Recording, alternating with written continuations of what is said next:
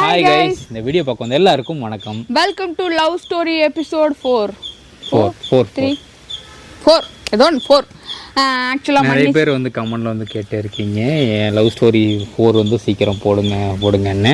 நாங்களும் வந்து சீக்கிரம் போட தான் ட்ரை பண்ணுறோம். கால நேரம் சூழ்நிலைகள் வந்து அப்படி அமைய மாட்டேங்குது. நீங்கள் வந்து போன ஸ்டோரியில் வந்து தீக்கால கல்யாணம் பண்ணோம் அப்படின்னு சொன்னதுக்கு நிறைய பேர் கமெண்ட் பண்ணியிருந்தீங்க. அப்போ லவ் பண்ணுறவங்களுக்கு ஐடியா கொடுக்குறீங்களா அப்படின்னு. நாங்கள் எங்கள் ஸ்டோரியை மட்டும்தான் இதில் சொல்கிறோம்.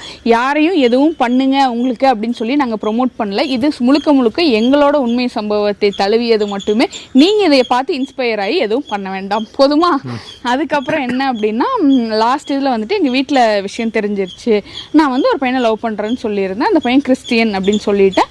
எங்கள் வீட்டில் வந்து போச்சு, அவ்வளோதான் முடிஞ்சுது அப்படிங்கிற மாதிரி ஒரு நாள் ஃபுல்லாக சாப்பிடாம குடும்பமாக உட்காந்து அழுதுகிட்டே இருந்தாங்க அப்படின்னு சொல்லியிருந்தேன். அதோட முடிச்சிருந்தோம்.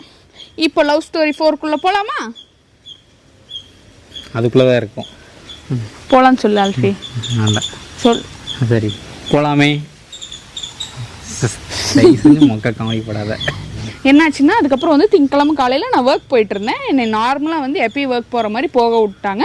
நீ வந்து ஒர்க் போகக்கூடாது, ஃபோன்லாம் பிடிங்கி வச்சு அந்த மாதிரிலாம் எந்த ரெஸ்ட்ரிக்ஷனும் எங்கள் வீட்டில் பண்ணல. ஆக்சுவலாக நான் பண்ணதான் தப்பு.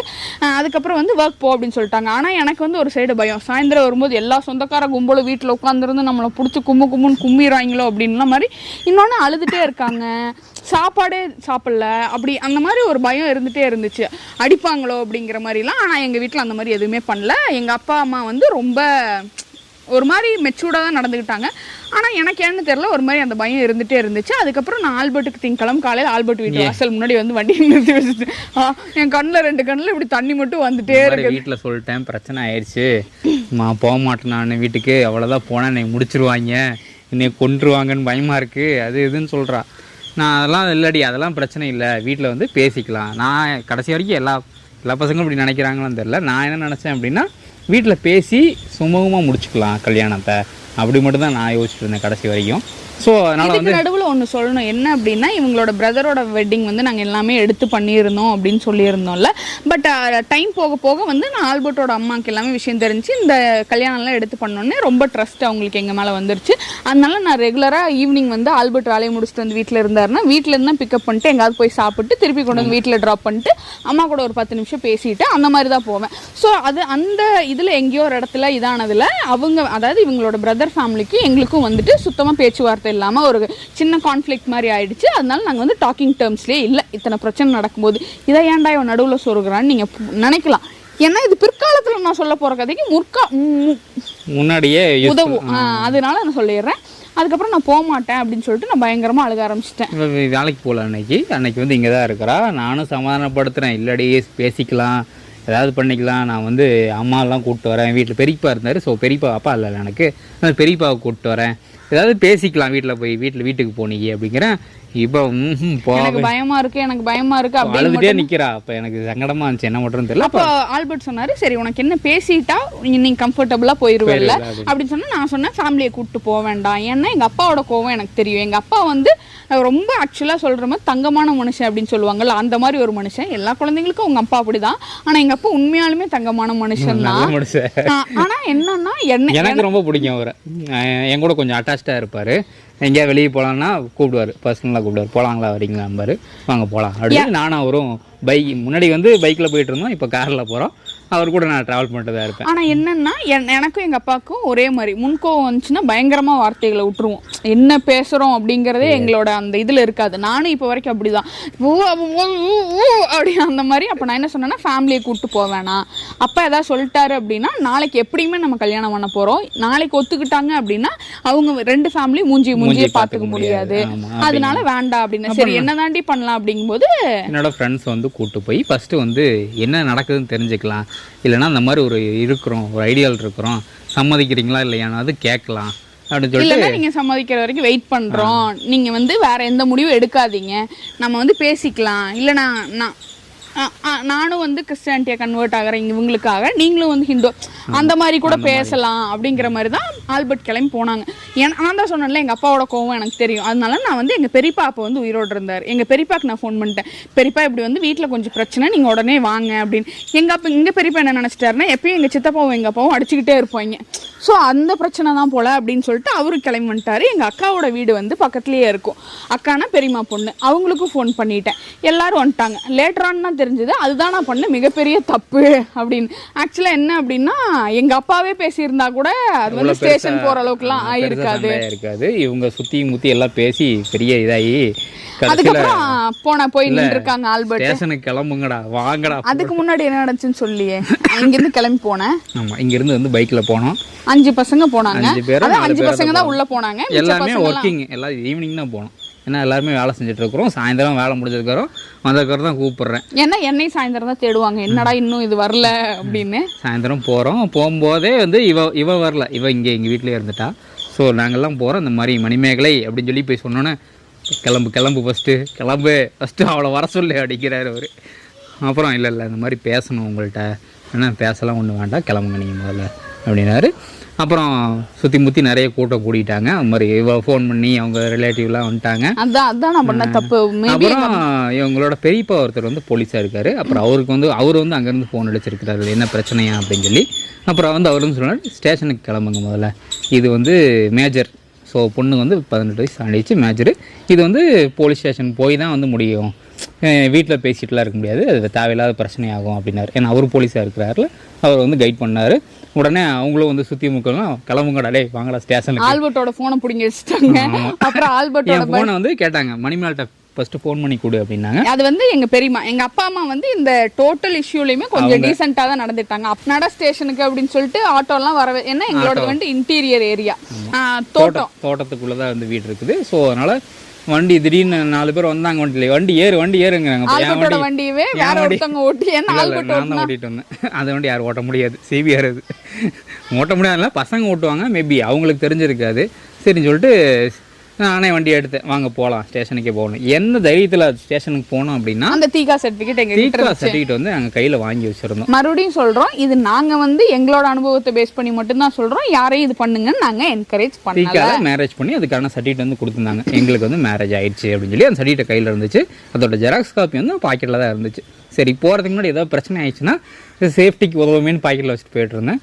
அப்புறம் ஸ்டேஷனுக்கு நேராக உள்ளே விட்டாச்சு வண்டியை. போய் ஸ்டேஷனில் வந்து இந்த மாதிரி போய் அவங்க எங்களுக்கு முன்னாடி ஓடி போயிட்டாங்க. முன்னாடி போய் இந்த மாதிரி பொண்ணை வந்து கூப்பிட்டு போயிட்டாங்க, ஒழிச்சு வச்சுட்டாங்க, அது இது எங்கள் பொண்ணை மீட்டு கொடுங்க அப்படிலாம் சொல்லிட்டாங்க. அங்கே அப்புறம் உள்ளே போனோன்னே இவங்கெல்லாம் போலீஸ் ஜென்ரலி வந்து ஒரு பொண்ணு இஷ்யூனா எப்படி பேசுவாங்க தெரியல, பேச ஆரம்பிச்சாரு. பொண்ணு அப்படிங்கிற மாதிரி வாடா போடா டேய் ஒன்றோட அது இதுலாம் மாட்ட ஆரம்பிச்சிட்டாரு.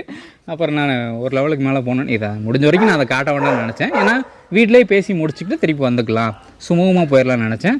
ஆனால் வேறு வழி இல்லை, அவர் கொஞ்சம் வார்த்தையெல்லாம் விட்டதுக்கப்புறம் அந்த பேப்பர் எடுத்து அதுக்கு நடுவில் எனக்கு வந்து இங்கே சொல்லிட்டாங்க, கூட போன பசங்களாம் ஸ்டேஷன், நாங்கள் வண்டி ஸ்டேஷனுக்கு போயிட்டு இருக்கும் போதே வந்து இன்னும் பசங்க அங்கேருந்து ஃபோன் பண்ணிட்டாங்க, உங்களுக்கு இந்த மாதிரி ஸ்டேஷனுக்கு போயிட்டு இருக்காங்க, இந்த மாதிரி ஆல்பர்ட் ஃபோனை வாங்கி வச்சுட்டாங்க அப்படின்னு எல்லாமே சொல்லிட்டாங்க. அப்போ வந்து நாங்கள் வந்து தீகாக்கு வந்து ஒரு லாயர் தான் எங்களுக்கு கைட் பண்ணார். ஸோ அந்த லாயருக்கு நான் ஃபோன் பண்ணி கேட்டேன், என்ன சார் பண்ணுறது, இப்படி ஸ்டேஷன் கூப்பிட்டு போகிறாங்க, அடிச்சு ஏதாவது முன்னாடியே சொல்ல வேண்டாமாம்மா அதெல்லாம் அப்படின்னு சொல்லி அவரு கேட்டிருக்கிறாரு.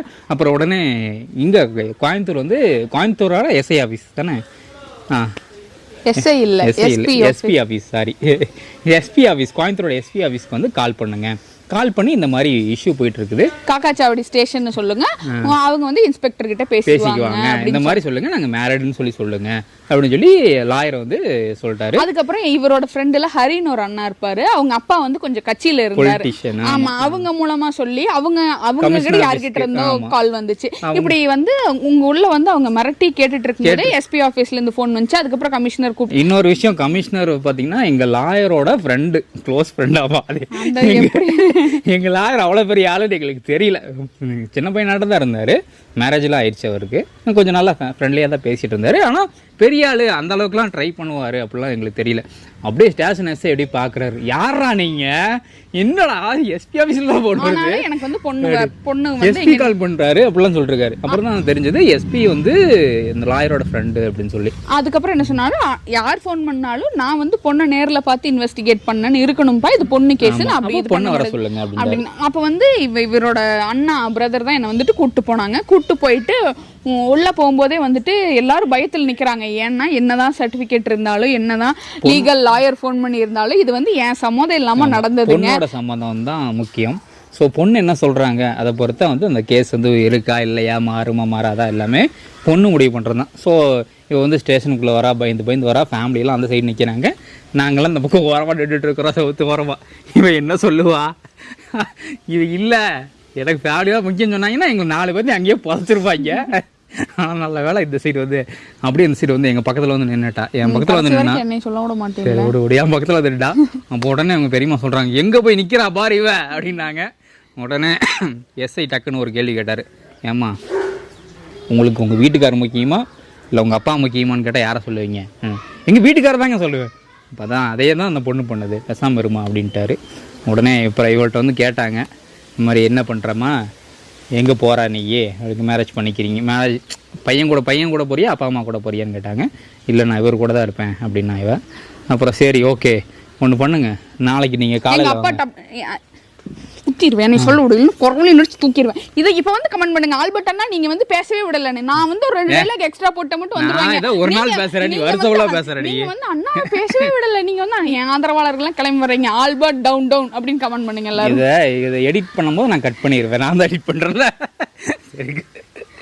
அப்புறம் என்னாச்சு அப்படின்னா எங்கள் அப்பா வந்து சொல்லிட்டாரு, என்னோட எனக்கு வந்து காலேஜுக்கு ஒரு செயின் போட்டிருப்பேன், ஒரு ரிங் போட்டிருப்பேன், ஒரு பிரேஸ்லெட் போட்டிருப்பேன், கம்மல் இல்லை கொலுசு போட்டிருப்பேன், இவ்வளோ தான் போட்டிருப்பேன்.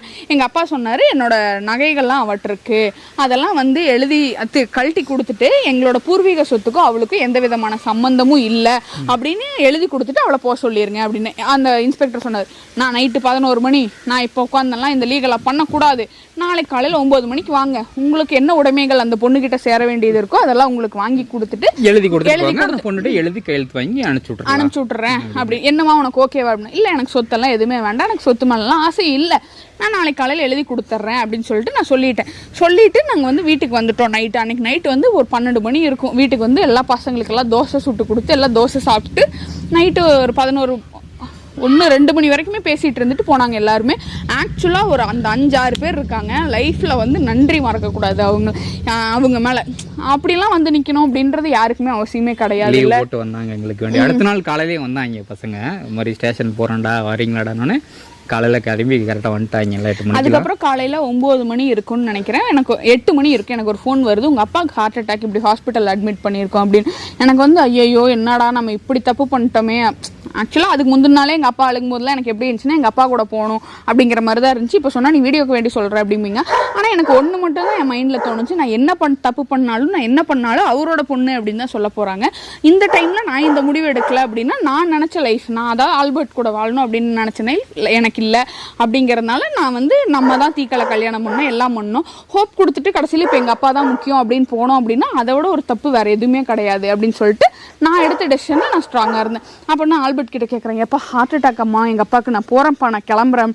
ஆல்பர்ட் அப்படியே மண்டையை பிடிச்சி அடிச்சு, இது கூடவா தெரியாது அவங்க பொய் சொல்கிறாங்கன்னு. அப்புறம் அவங்க பொய் சொல்கிறாங்கன்னு பச்சையாக தெரியுது ஃபோனில் பேசும் போதே.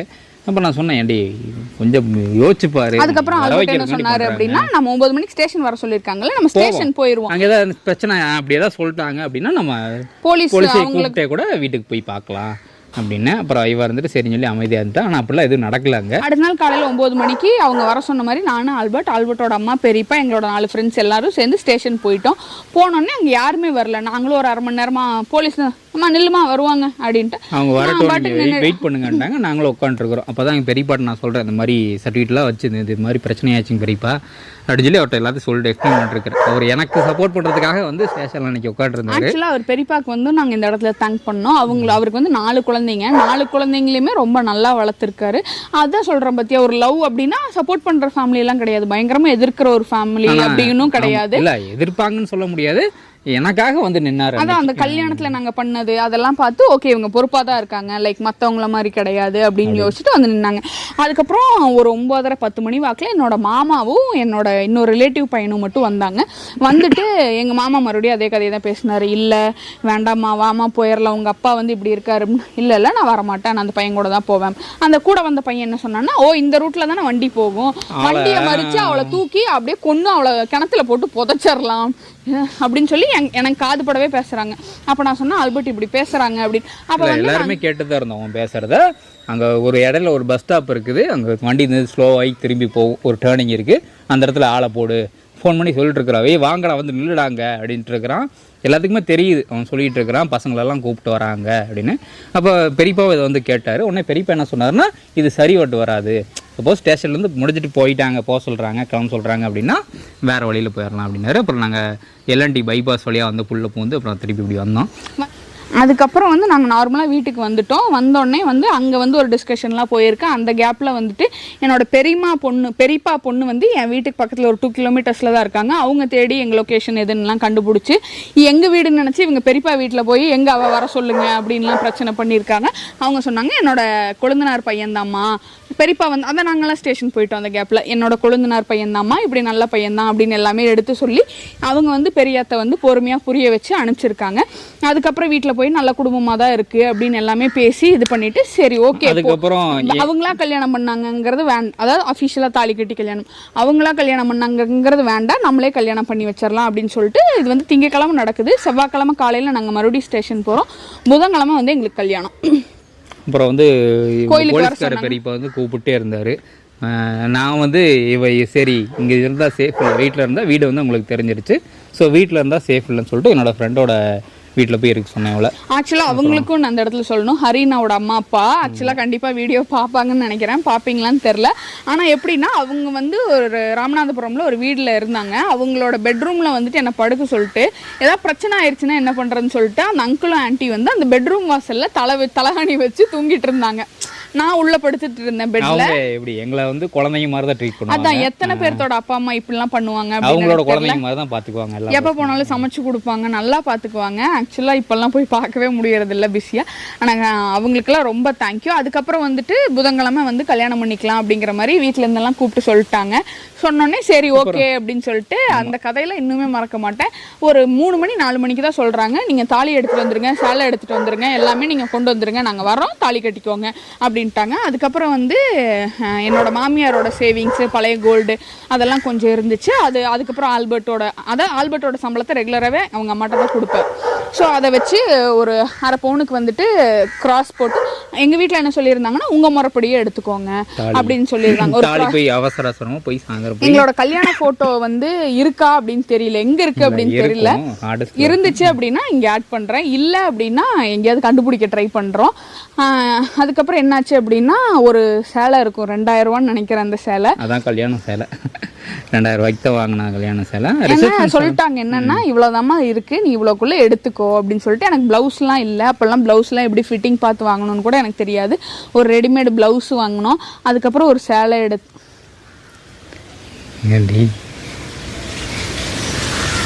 மேக்ஸிமம் அழுதுறவே கூடாது அப்படின்னு இருக்கேன். அதுக்கப்புறம் எடுத்துட்டு அடுத்த நாள் காலையில் வந்துட்டு கல்யாணம் எப்படி நடந்துச்சு, அங்கே என்ன கலவரம் நடந்துச்சு, அங்கே யார் என்னென்னலாம் பண்ணாங்க, அப்போ கல்யாணம் பண்ணிட்டீங்க சாதிச்சிட்டீங்க அப்படின்னு நினச்சிங்கன்னா இனிமே தான் சோதனையாக ஆரம்பிக்க போது என்னென்னலாம் நடந்துச்சு அப்படிங்கிறத அடுத்த எபிசோடில் போடுறோம். வழக்கமாக உருட்டுற அதே உருட்டு தான் அடுத்த எபிசோட சீக்கிரமாக போட ட்ரை பண்ணுறோம். இதில் இது உருட்டு கிடையாது, இந்த வாட்டி கண்டிப்பாகவே சீக்கிரமாக அடுத்த வாரத்தில் போட ட்ரை பண்ணுறோம். இனிமேல் வந்து ஒரு மாதம், அதாவது ஒரு வாரத்துக்கு ஒரு லவ் ஸ்டோரி போட கண்டிப்பாக ட்ரை பண்ணுறோம். இல்லை vlog வந்து இனிமேல் ஃபுல் வீடியோ போடலாம் அப்படிங்கிற மாதிரி யோசிச்சு வச்சிருக்கிறோம். ஸோ கண்டிப்பாக சப்போர்ட் பண்ணுங்க. அதுக்கும் அடுத்த வீடியோவில் பார்க்கலாம். until then it's bye from